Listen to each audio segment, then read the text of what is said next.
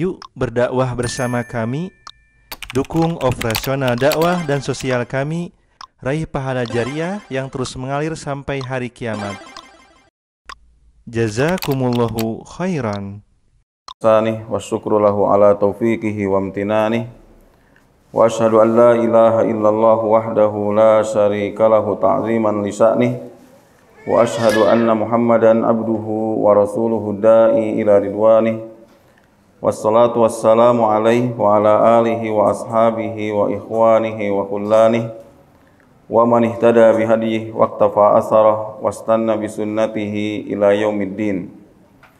Amma ba'du, fa inna asdaqal hadithi kitabullah wa khairal hadi hadi Muhammadin sallallahu alaihi wasallam wa syarrul umuri muhdasatuha wa kullu muhdasatin bid'ah wa kullu bid'atin dalalah wa kullu dalalatin finnar.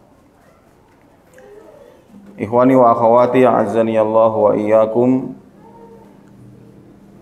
Tema kuliah subuh pagi hari ini tadi sudah disebutkan, mengambil pelajaran-pelajaran dari kisah wanita tua Bani Israel.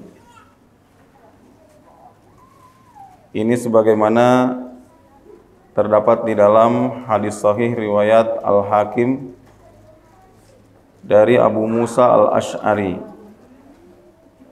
yang menyuruh kita untuk mengambil pelajaran dari kisah Ajuz Bani Israel, wanita tua Bani Israel ini adalah Rasulullah sallallahu alaihi wasallam.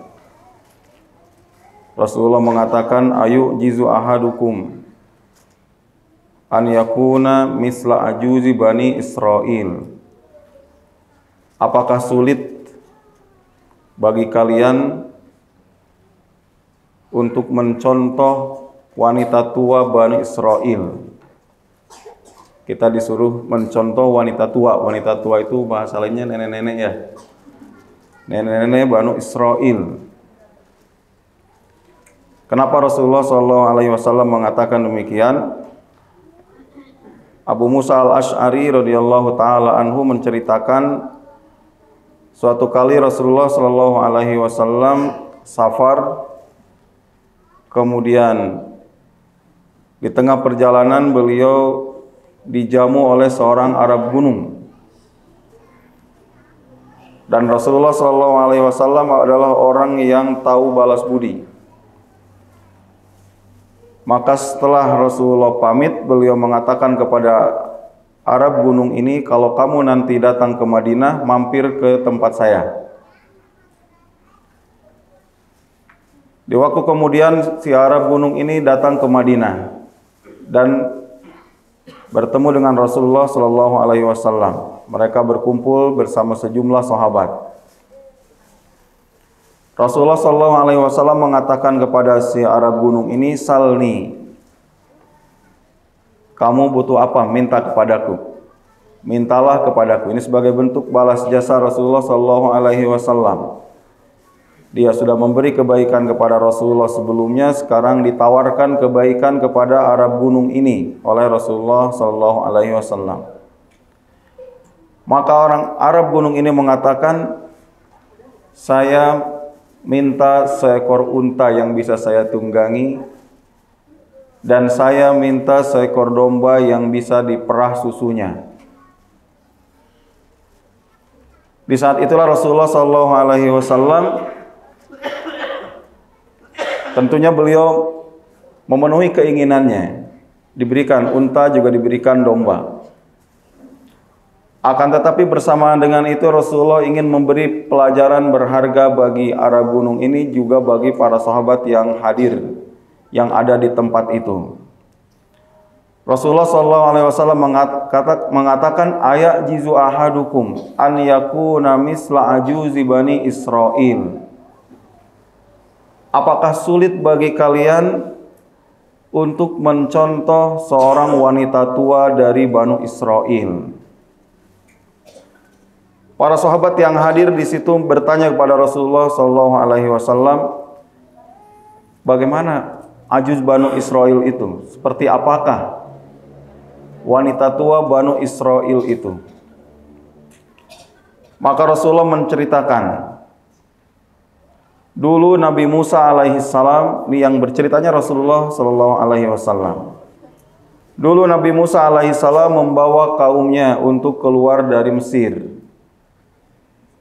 Ternyata ketika hampir sampai di perbatasan, mereka hendak ke tanah suci, ke Baitul Maqdis.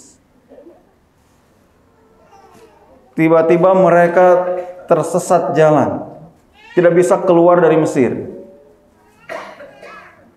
Maka Nabi Musa mengatakan, "Mahadza, apa ini?" Muter lagi, masuk ke Mesir lagi, tidak bisa keluar dari Mesir.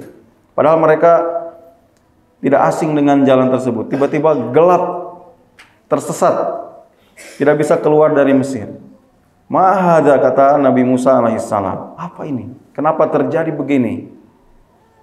Faqala ulama'uhum, kata Rasulullah, lalu sebagian ulama Banu Israel mengatakan kepada Nabi Musa alaihissalam, pengikut Nabi Musa dan mereka orang-orang alimnya.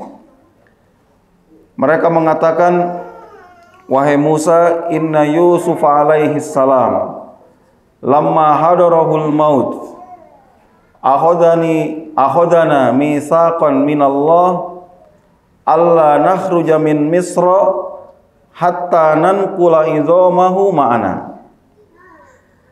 Kata ulama Bani Israel ini, wahai Musa, sesungguhnya Nabi Yusuf alaihissalam dahulu, menjelang beliau wafat, beliau mengambil janji kepada kami, janji dari Allah Subhanahu wa ta'ala yang harus kami lakukan.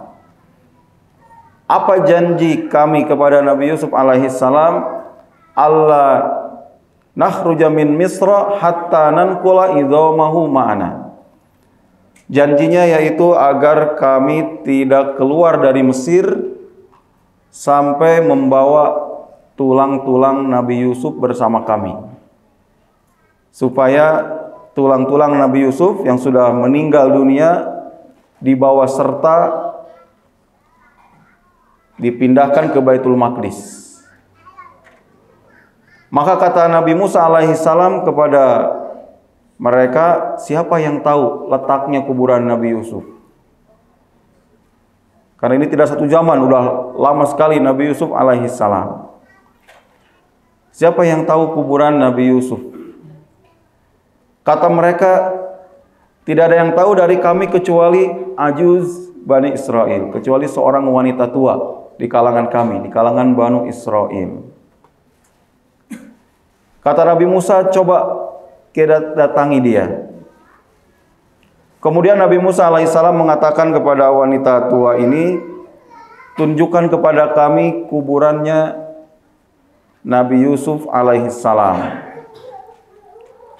Kata wanita tua ini, tidak, sampai engkau memenuhi syaratnya. Sampai engkau memenuhi syaratnya. Kata Nabi Musa, wa ma hukmuk? Apa syarat yang kamu tetapkan?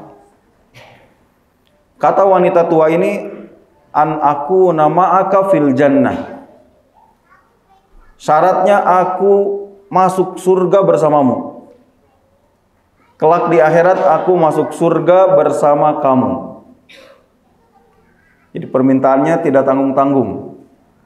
Minta masuk surga juga dalam derajat bersama Nabi Musa alaihissalam.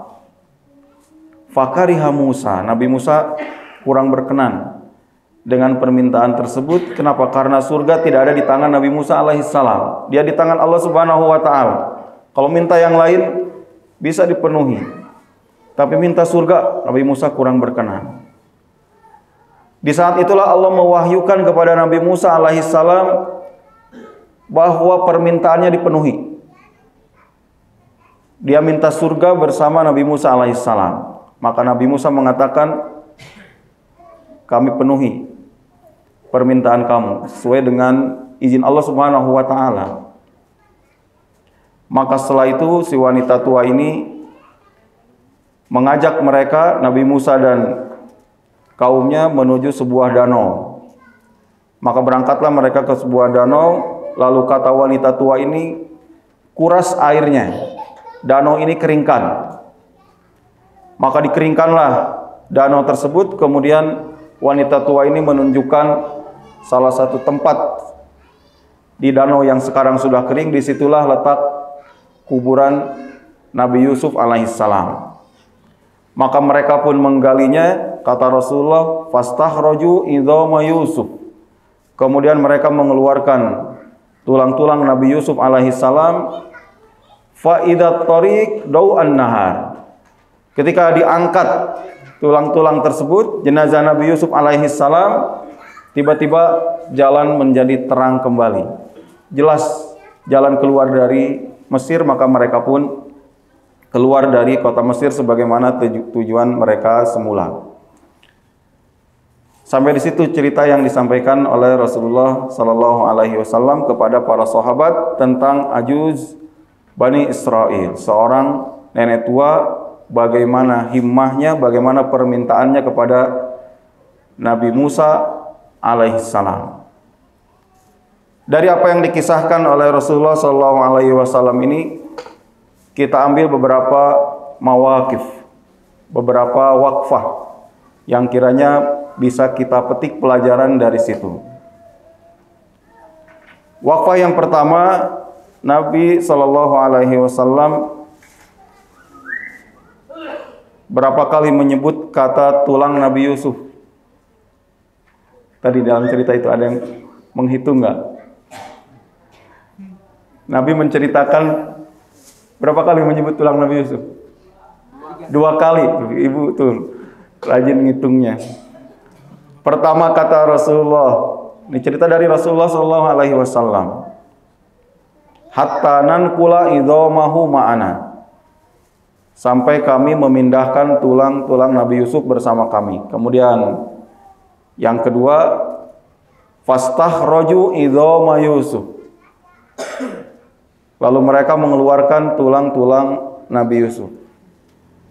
Dari pernyataan itu kira-kira ada yang ganjil nggak? Atau udah biasa-biasa saja? Apa itu? Nah, tertangkap oleh waris ini. Ada yang ganjil katanya. Kenapa?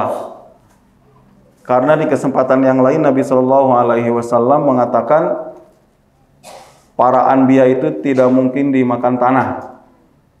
Tapi ini disebut tulang-tulang. Rasulullah Shallallahu Alaihi Wasallam di kesempatan yang lain mengatakan Innallaha harramal ardo anta kula ajsadal anbiya. Sesungguhnya Allah mengharamkan bumi memakan jasad para nabi. Tidak mungkin hancur tubuhnya. Itu kelebihan yang ditetapkan oleh Allah Subhanahu wa taala untuk mereka. Sebagian dari orang-orang soleh juga ada yang tidak dimakan tanah sesuai kehendak Allah Subhanahu wa taala. Tapi sebagian orang yang durhaka juga ada. Maka dipertahankan tubuhnya. Selain para nabi itu belum tentu jadi ciri orang-orang soleh. Dilihat saja bagaimana kesehariannya. Ada yang dipertahankan tubuhnya justru untuk jadi pelajaran bagi orang-orang yang hidup tentang keburukannya. Ada Fir'aun, juga ada yang lain contohnya.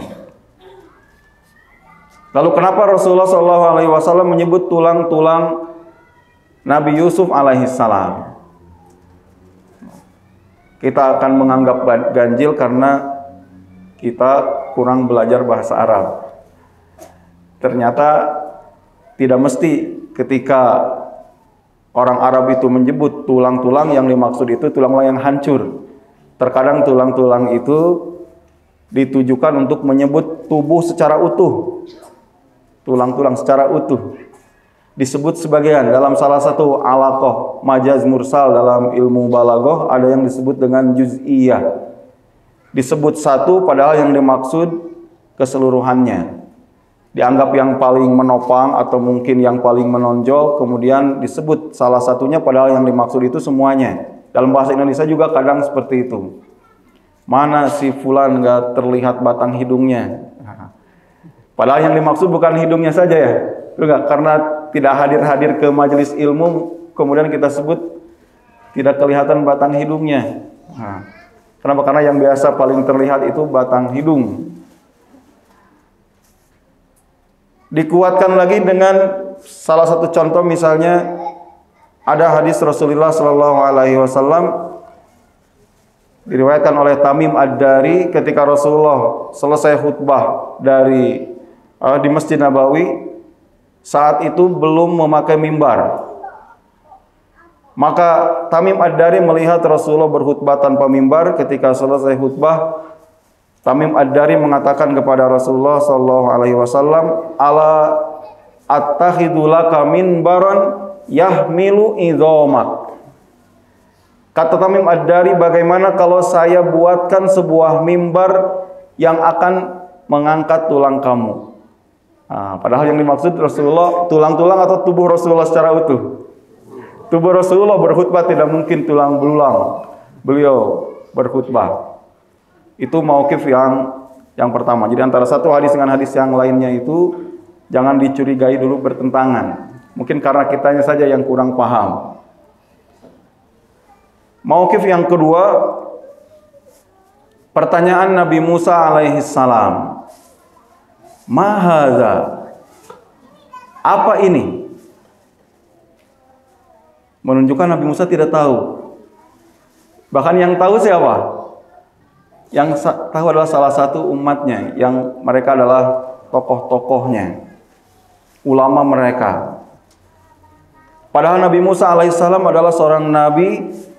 Dia orang yang punya banyak kelebihan. Dia termasuk ulul azmi. Dia termasuk nabi yang paling banyak pengikutnya adalah Nabi Musa alaihissalam setelah Nabi Muhammad sallallahu alaihi wasallam. Bahkan Al-Quran itu kebanyakan menceritakan tentang Nabi Musa. Itu menunjukkan istimewanya Nabi Musa alaihissalam.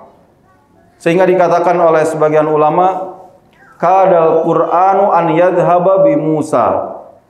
Hampir saja Al-Quran itu isinya Musa semua. Karena banyak sekali kisah Nabi Musa alaihissalam dalam Al-Quran. Akan tetapi dalam bab ini beliau tidak tahu. Di sini bisa kita ambil pelajaran bahwa sungguhnya keterikatan kita dengan syariat tidak boleh bergantung kepada person, kepada orang, akan tetapi kepada manhajnya, kepada ajarannya.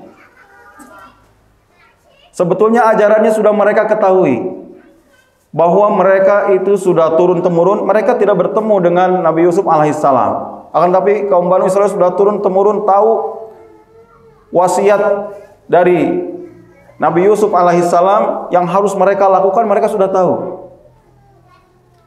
tapi tidak mereka amalkan. Maka terkadang sebagian kita juga seperti itu.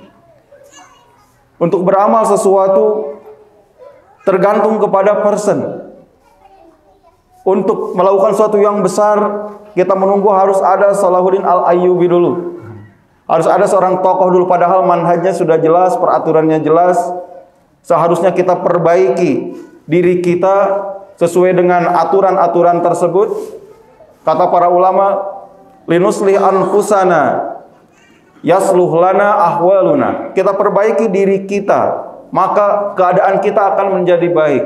Kita perbaiki diri kita, kita perbaiki keluarga kita, istri kita, anak-anak kita. Jelas panduannya. Tidak bergantung kepada person, kepada seorang tokoh. Sehingga ketika tokoh itu tidak ada, lalu kita lemah semangat kita. Aturannya sudah ada. Begitu juga kita umat Rasulullah sallallahu alaihi wasallam. Tidak bergantung kepada individu Rasulullah sallallahu alaihi wasallam. Rasulullah sudah memberikan kepada kita panduan, wa ma atakumur rasul. Allah Subhanahu wa taala berfirman, wa ma atakumur rasulu fakhudhuhu wa ma nahakum anhu fantahu. Apa yang diajarkan oleh Rasulullah laksanakanlah, dan apa yang dilarang oleh Rasulullah tinggalkanlah. Yang diagungkan adalah ajaran-ajarannya, manhajnya, panduan-panduan dari Rasulullah SAW.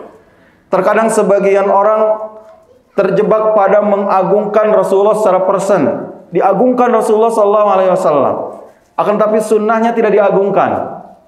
Ini masalah sebagian orang. Diagungkan, marah kalau Rasulullah sampai ada yang menghina. Maka Rasulullah SAW diagungkan, dimuliakan, dirayakan kelahirannya, dirayakan kematiannya juga. Akan tetapi sunnah-sunnahnya tidak diagungkan. Ini karena salah dasarnya, mengagungkan person, bukan mengagungkan manhajnya. Rasulullah SAW sudah mengajarkan hal tersebut. Tidak boleh tergantung kepada Rasulullah SAW. Allah Subhanahu wa taala berfirman, "Afa in mata au qutil in qalabtum ala aqabikum."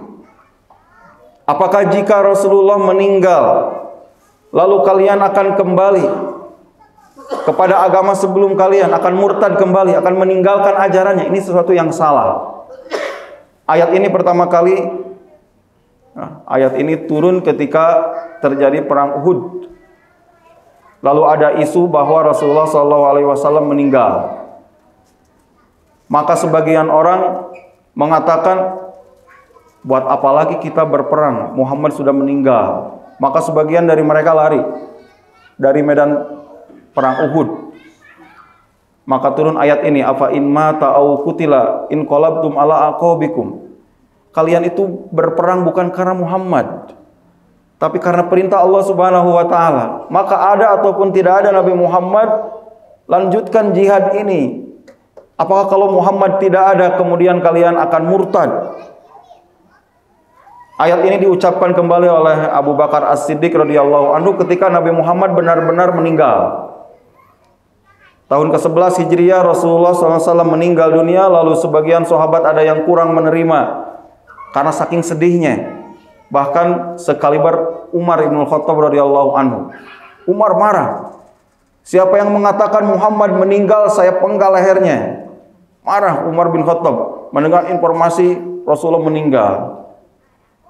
Maka datang Abu Bakar As-Siddiq radhiyallahu anhu, dia berceramah di hadapan semua, dibiarkan Umar bin Khattab marah-marah sendiri. Kata Abu Bakar As-Siddiq, "Man kana ya'budu Muhammadan fa inna Muhammadan qad mat. Wa man kana ya'budullaha fa innallaha hayyun la yamut." Barang siapa yang beribadah kepada Muhammad, sesungguhnya Muhammad telah meninggal. Dan barang siapa yang menyembah Allah, sesungguhnya Allah itu hayyun la yamut. Allah maha hidup dan selamanya tidak akan mati. Kemudian Abu Bakar juga membacakan ayat yang tadi, afa in mata au qutila in qalabtum ala aqabikum. Beliau juga membacakan innaka mayyit wa innahum lamayyitun. Engkau akan meninggal wahai Muhammad dan mereka juga akan meninggal. Maka kita juga sesungguhnya menjalankan apa yang diperintahkan oleh Rasulullah SAW. Menjalankan sunnahnya itu adalah bentuk pengagungan kepada Rasulullah SAW, kepada perintah Allah dan Rasulnya. Itu wakfah yang kedua dari pertanyaan Nabi Musa alaihissalam, mahada. Wakfah yang ketiga, ketika ulama Banu Israel mengatakan sesungguhnya Nabi Yusuf sebelum meninggal dunia, beliau mengambil janji dari Allah atas kami agar membawa tulang-tulangnya keluar dari Mesir, dipindahkan ke Baitul Maqdis. Padahal kaum Nabi Musa alaihissalam ini bertemu tidak dengan Nabi Yusuf? Enggak bertemu, beda zaman. Akan tetapi mereka mengatakan bahwa janji yang diambil kepada pendahulu mereka, para pengikut Nabi Yusuf dahulu, adalah janji atas kami juga. Dan ini isyarat juga dari Rasulullah SAW bahwa apa yang diperintahkan pada umat pertama itu merupakan perintah juga pada pengikut Nabi tersebut berikutnya, meskipun tidak bertemu dengan nabinya. Masih perintah itu, janji itu tetap berlaku pada orang-orang Banu Israel, meskipun mereka tidak berjumpa dengan Nabi Yusuf alaihissalam, tetap berlaku kepada mereka. Nabi Musa alaihissalam tidak tahu janji tersebut, kenapa kira-kira? Kaumnya tahu ada janji tersebut, ada perintah tersebut dari Nabi Yusuf, sedangkan Nabi Musa tidak mengetahuinya. Ini satu yang wajar-wajar saja. Nabi Musa alaihissalam lama hidupnya di istana Fir'aun.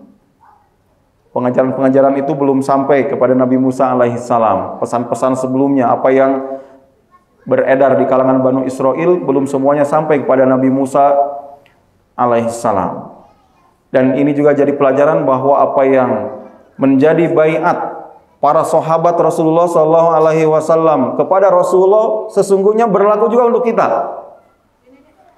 Apa yang diwasiatkan oleh Rasulullah kepada para sahabat berlaku juga untuk kita meskipun kita tidak bertemu dengan beliau.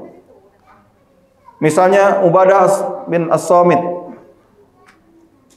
menyebutkan bahwa kami berbaiat kepada Rasulullah SAW untuk taat dan patuh kepada para pemimpin. Siapa yang berbaiat ini? Para sahabat kepada Rasulullah. Berlaku juga untuk kita. Kita diperintah untuk taat kepada para pemimpin dalam keadaan senang ataupun susah, dalam keadaan kita setuju ataupun tidak setuju.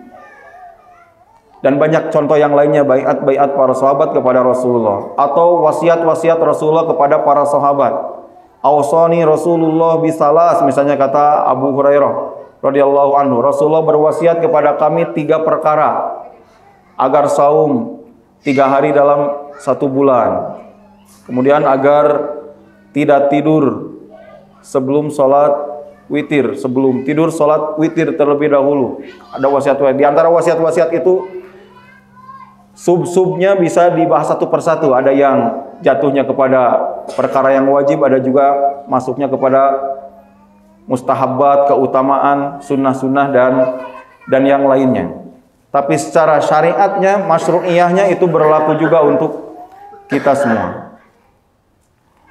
Kemudian ikhwan wal akhwat yang saya cintai karena Allah Subhanahu wa taala, wakfah yang keempat, dan ini yang paling inti dari apa yang disampaikan oleh Rasulullah SAW. Ini adalah magza raisi, tujuan utama, tujuan pokok dari kisah Rasulullah SAW ini adalah Rasulullah mengajarkan kepada kita agar himmah kita bukan urusan dunia. Interest kita, perhatian besar kita bukan perkara dunia. Tadi malam disebutkan dalam tadabbur ayat wa ilaihin nusur, kita semua akan dikembalikan kepada Allah Subhanahu wa taala. Maka sesungguhnya himmah kita adalah urusan akhirat. Rasulullah memberikan pelajaran kepada para sahabat. Lihat, ajuz Banu Israel ditawarkan oleh Nabi Musa alaihissalam, apa yang kamu minta? Dia minta apa? Dia minta surga, nggak tanggung-tanggung. Padahal orang Banu Israel itu orang-orang kaya. Kalau dia minta emas, akan diberi. Dulu juga waktu menghidupkan orang mati, Nabi Musa memerintahkan untuk mencari seekor sapi dengan kriteria-kriteria yang disebutkan di dalam Al-Quran. Mereka dapatkan dan sapi itu dibeli oleh orang Banu Israel seberapa coba? Yang disebutkan dalam tafsir Ibnu Katsir. Dibeli dengan emas gelondongan. Seberapa berat emas itu? Berat itu sepenuh kulit sapi tersebut. Disisit sapi itu, kemudian emasnya dimasukkan sampai tidak berjatuhan lagi, baru itu yang digunakan untuk membayar. Banyak uangnya. Mungkin si ibu ini untuk meminta uang, tapi dia tahu himmah utama adalah akhirat. Ini Rasulullah menegur orang Arab gunung ini. Himmah dia apa? Sekedar unta, sekedar domba supaya bisa merah susu. Diberi pelajaran oleh Rasulullah SAW. Bukan itu himmah, itu terlalu kecil. Di depan kamu adalah Rasul yang dekat dengan Allah Subhanahu wa taala. Dia bisa minta didoakan supaya masuk surga. Sebagaimana terjadi pada kesempatan yang lain, ada Rabi'ah bin Ka'ab Al-Aslami. Dia pembantu Rasulullah sallallahu alaihi wasallam. Rasulullah tanya dia, "Salni, coba minta kepadaku." Apa yang dia minta? "Aku ingin menjadi pendampingmu di surga." Ini persis si nenek tua Banu Israel. Akan tetapi Rasulullah sallallahu alaihi wasallam memberikan kepada dia juga kisi-kisinya, bukan sekedar minta didoakan, bukan sekedar minta masuk surga bersama Rasulullah. Rasulullah kemudian mengatakan kepada dia, "A'inni ala nafsika bikasratis sujud." Bantu aku untuk mewujudkan keinginan kamu itu dengan cara banyak-banyak sholat. Kamu banyak-banyak sujud. Bukan hanya minta begitu saja, akan tetapi kita juga berusaha. Akan tetapi pelajaran yang hendak diajarkan oleh Rasulullah SAW bagaimana himmah kita terlalu cetek. Kalau kemudian cita-cita adalah urusan dunia, kalau kita mengajarkan kepada anak-anak kita adalah bagaimana sukses di dunia ini, bagaimana punya mobil, bagaimana punya motor. Saya pernah naik angkot, kemudian di angkot itu ada ibu-ibu. Ibu-ibu itu bersama anak kecil. Ketika berhenti angkot tersebut, kemudian lewat ada mobil. Ada mobil yang lain, mobil pribadi, mobil mewah. Disupiri oleh bapak-bapak, kemudian di sampingnya anak kecil, di belakangnya ibunya. Maka si ibu yang dalam angkot itu begitu, tuh, nah, mudah-mudahan nanti kamu seperti itu. Ya mobil, nanti kamu yang nyetir, ibu di belakang. Terlalu cetek cita-cita seperti itu. Cita-cita yang rendahan. Seharusnya kita iri kalau ada orang yang hafal Quran.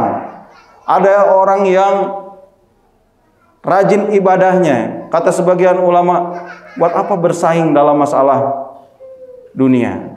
Tidak apa-apa kamu dikalahkan dalam masalah dunia, akan tetapi kamu menang dalam urusan akhirat. Nabi Yakub alaihissalam dalam tafsir As-Suddi, Nabi Yakub alaihissalam, kita tahu kisah Nabi Yakub alaihissalam bersama Nabi Yusuf alaihissalam. Bagaimana Nabi Yusuf dijauhkan oleh saudara-saudaranya, kemarin juga sudah kita singgung. Nabi Yusuf dijauhkan, dibuang ke sumur, kemudian dijual jadi hamba sahaya. Lalu berbagai kisah terjadi kepada Nabi Yusuf di penjara, hingga akhir cerita Nabi Yusuf alaihissalam jadi seorang raja. Sebagian riwayat menyebut perpisahan tersebut dari dibuangnya ke sumur sampai dia kemudian berjumpa kembali dengan saudara-saudaranya itu sampai 40 tahun lamanya. Ketika bertemu dengan saudara-saudaranya tersebut, lalu Nabi Yusuf alaihissalam memerintahkan salah seorang dari mereka untuk membawa bajunya. Bawa baju ini kepada ayahku. Ini sudah dikenalkan. Yusuf alaihissalam sudah mengenalkan diri kepada saudara-saudaranya. Saudara-saudaranya sudah tahu bahwa yang ada di hadapan mereka, raja ini adalah saudaranya sendiri, yaitu Nabi Yusuf alaihissalam. Bawa baju ini kepada ayah saya. Lemparkan ke hadapannya, fartadda basira, maka dia akan kembali bisa melihat. Karena Nabi Yakub saat itu buta karena terus-terusan menangis. Ingat dengan Nabi Yusuf alaihissalam, dia tidak tahu bagaimana Nabi Yusuf alaihissalam nasibnya, kemudian banyak menangis hingga matanya buta. Nabi Yusuf alaihissalam memerintahkan kepada salah seorang dari saudaranya itu, bawa baju saya ini, antarkan kepada ayah kita, lempar ke wajahnya, maka dia akan kembali melihat. Maka saudaranya ini, sebagian riwayat menyebut saudaranya ini namanya Yahuda. Kemudian membawa, baru juga sampai di gerbang kampungnya, Nabi Yakub alaihissalam mengatakan kepada keluarganya yang ada di rumah, "Inni la ajidu riha Yusuf." Ini pekaknya orang tua. Sesungguhnya saya telah mencium baunya Yusuf. Belum sampai. Peka sekali orang tua. Yang lainnya mengatakan, "Aduh, kamu berada dalam kesesatan yang dahulu. Ngarang-ngarang saja. Udah mati Yusuf itu. Gak mungkin masih hidup." Akan tapi ternyata saudaranya Nabi Yusuf alaihissalam itu Yahuda datang juga ke rumah. Kemudian melemparkan baju sebagaimana amanah dari Nabi Yusuf alaihissalam, fartadda basira. Lalu terbukalah penglihatannya kembali. Nabi Yusuf alaihissalam bisa melihat kembali. Dalam tafsir As-Suddi diceritakan ketika matanya itu terbuka, maka Nabi Yakub alaihissalam bertanya kepada Yahuda, karena diterangkan bahwa Yusuf masih hidup.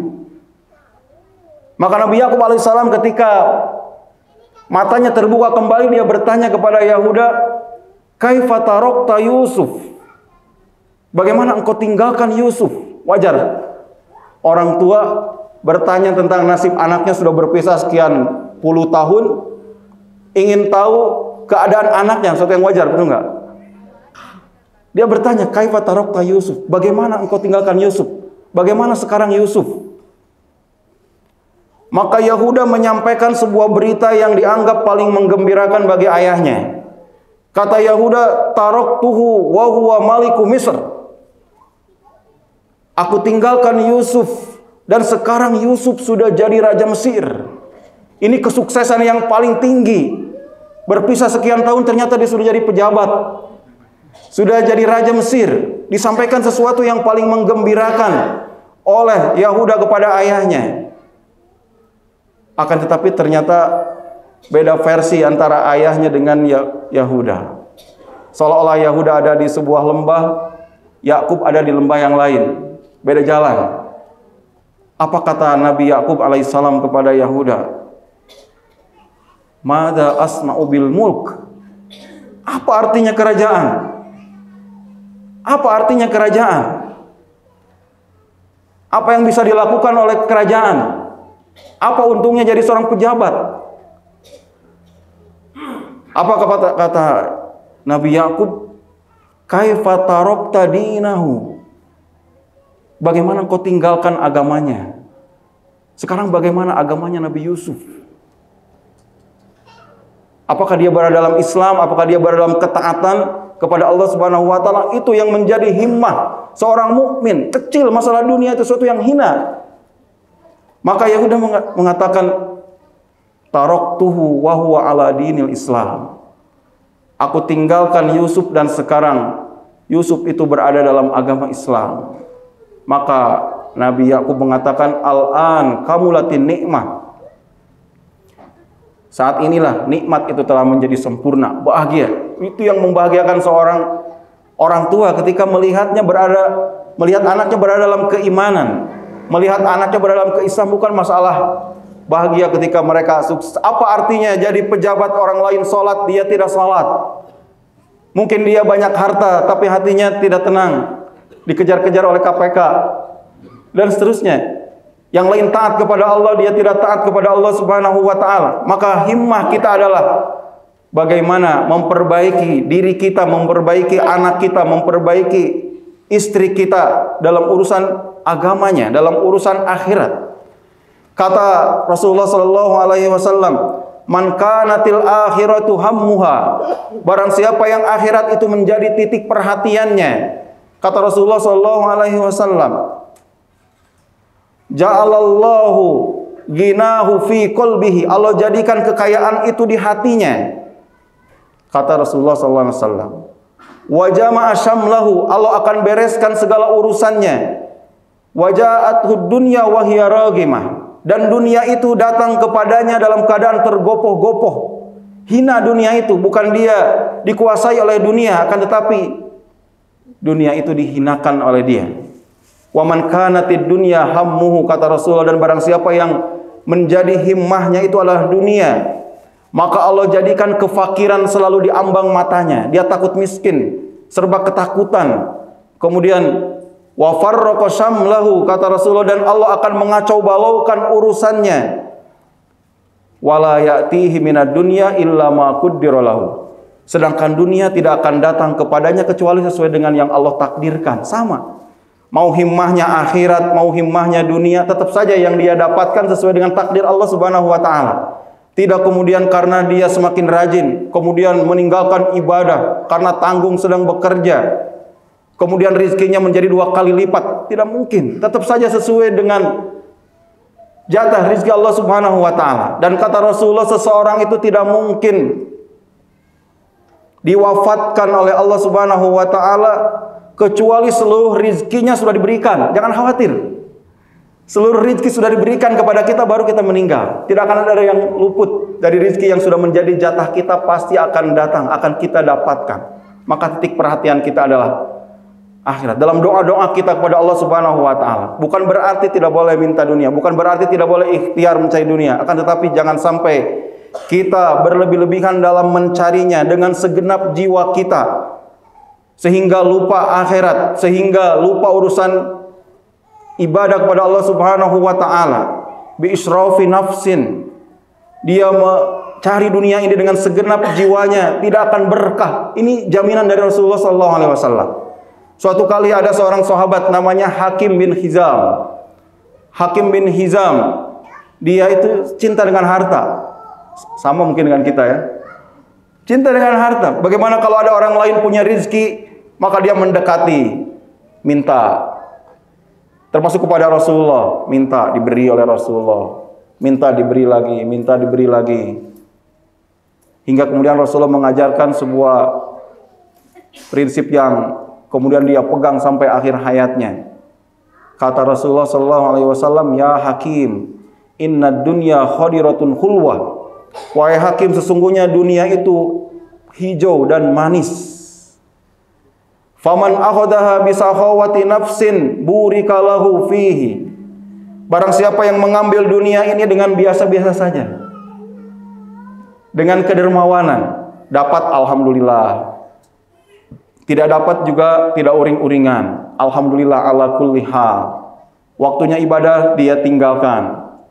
Bunyi adzan dia tinggalkan, salat berjamaah terlebih dahulu. Biasa-biasa saja dengan dunia ini, maka dunianya diberkahi, kata Rasulullah sallallahu alaihi wasallam. Burika lahu fihi. Wa man aghadaha bi israfi nafsin. Kata Rasulullah, dan barang siapa yang mengambil dunia ini dengan segenap jiwanya. Wah. Terus-terusan dengan dunia ini. Lam yubarak lahu fihi, dia tidak akan diberkahi. Kalladhi ya'kulu wa la yashba. Seperti orang yang makan tapi tidak pernah kenyang. Termasuk juga di dalam doa-doa kita kepada Allah Subhanahu wa taala. Prioritaskan doa-doa itu untuk kebaikan akhirat. Untuk kebaikan diri kita dalam urusan akhirat, kebaikan istri kita, kebaikan anak-anak kita. Ini prioritaskan. Boleh meminta masalah dunia, Rabbana atina fid dunya hasanah wa fil akhirati hasanah wa qina adzabannar, akan tapi porsinya jangan sampai lebih besar daripada permintaan kita kepada Allah Subhanahu wa taala dalam urusan akhirat. Saya ceritakan sebagai sebuah penutup dalam kuliah subuh pagi hari ini. Ada sebuah kejadian. Ini di zaman salafus saleh, generasi tabi'in atau tabi'ut tabi'in. Seorang khalifah saat itu di zaman Bani Umayyah namanya Hisham bin Abdul Malik. Hisham bin Abdul Malik. Abdul Malik bin Marwan. Khalifah. Suatu kali khalifah ini berkunjung ke Madinah. Kemudian dia sholat di Masjid Nabawi. Ketika berada di Masjid Nabawi, dia bertemu dengan cucunya Umar bin Khattab. Namanya Salim bin Abdullah bin Umar bin Khattab. Salim. Ini teman lama dan sama-sama dari Quraisy juga awalnya. Dari suku Quraisy juga. Dan mereka berdua beda keadaan. Yang satu jadi khalifah, yang satu orang biasa-biasa saja. Hisham bin Abdul Malik melihat Salim dalam keadaan yang dianggapnya memprihatinkan. Bajunya compang-camping, sederhana sekali Salim. Sebagaimana ayahnya juga, kakeknya juga. Kakeknya dulu khalifah Umar bin Khattab, sederhana juga. Dia sederhana, Salim. Tapi dia seorang yang berilmu. Maka khalifah Hisham bin Abdul Malik melihat keadaan teman lamanya seperti itu di Masjid Nabawi.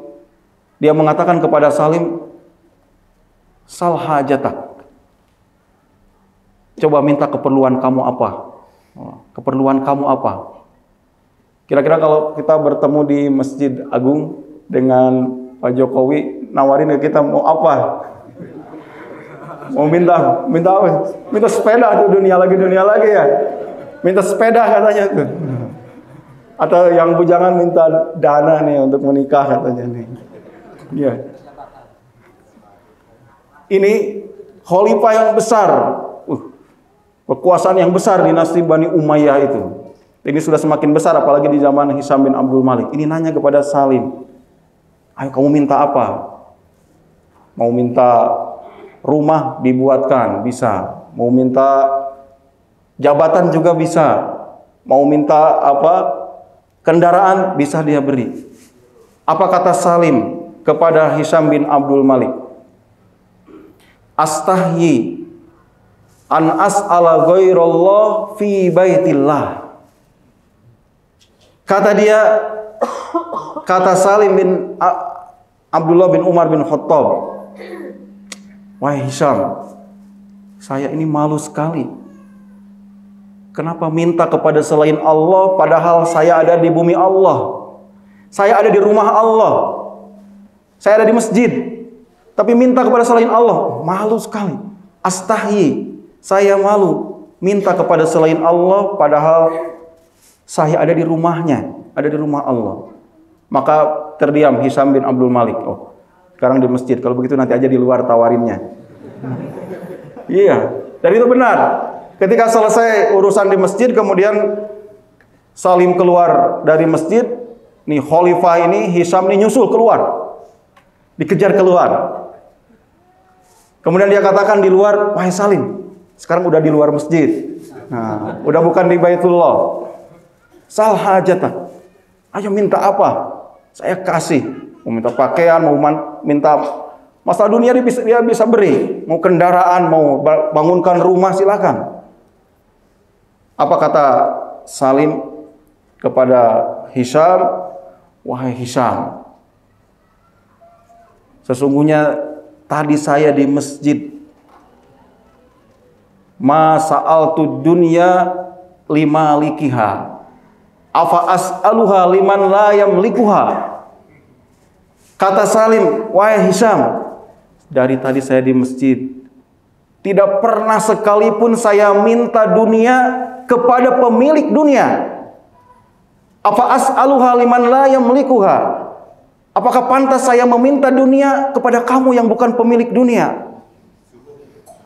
Kamu bukan penguasa dunia yang sesungguhnya. Kepada Allah saja saya tidak minta. Yang dia minta urusan akhirat. Dia ingin perbaiki masalah dunia, angka hina di depan dia. Hina. Itu menyusul tadi kata Rasulullah SAW. Atatu dunya wa hiya raghimah. Dunia itu tetap akan datang kepada dia dalam keadaan hina, dalam keadaan tergopoh-gopoh. Bukan kita yang menghinakan diri. Kekaguman kita kalau mobilnya mewah, kalau rumahnya mewah. Sedangkan dalam urusan akhirat berbeda pembicaraan kita, perbincangan kita. Kita bisa merasakan bagaimana perbincangan kita dengan seorang yang cinta dunia dengan orang yang cinta akhirat. Dikaitkan dengan akhirat tidak nyambung. Muter lagi ke dunia lagi, muter lagi ke dunia lagi. Bagaimana kesuksesan itu terkait dengan hal-hal yang bersifat materialistis, dan ini yang diajarkan oleh Rasulullah SAW kepada para sahabat. Ayajizu ahadukum an yakuna misla ajuzi bani Israel. Apakah sulit bagi kalian untuk mencontoh seorang nenek-nenek dari Bani Israel? Himmahnya adalah akhirat, bukan urusan dunia. Wallahu ta'ala alam. Mudah-mudahan apa yang disampaikan bermanfaat. Kita akhiri pertemuan ini dengan kafaratul majlis. Subhanakallahumma rabbana wa bihamdik, asyhadu an la ilaha illa anta, astaghfiruka wa atubu ilaik. Wassalamualaikum warahmatullahi wabarakatuh.